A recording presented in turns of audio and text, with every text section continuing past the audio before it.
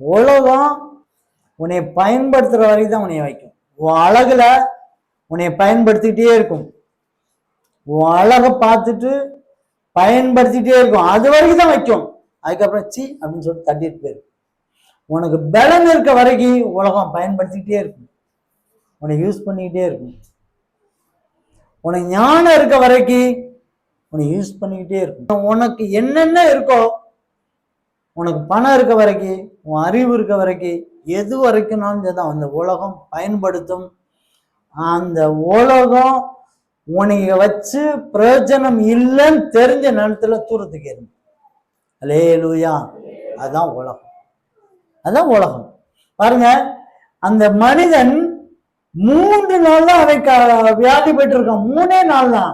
அதுக்கு முன்னால எத்தனை படையில அவன் அந்த படையில எத்தனை நேரம் அவன் வேலை பார்த்துருப்பான். கொஞ்சம் கூட ஈவிறக்கமே கிடையாது. சீப்பா அப்படின்னு சொல்லிட்டு போயிருங்க. நீங்க நிறைய கணவன் மனைவி அப்படிதான் இருக்காங்க. தாய் தகப்பன்கள், பிள்ளைகள் வயசாயிடுச்சுன்னா ஏப்பா அப்படின்னு சொல்லி தள்ளி போட்டுட்டு போறதான ஆட்கள் நிறைய பேர் இருக்காங்க. ஆனா ஆவிக்குரிய நாம அப்படி செய்யக்கூடாது. அல்லேலூயா.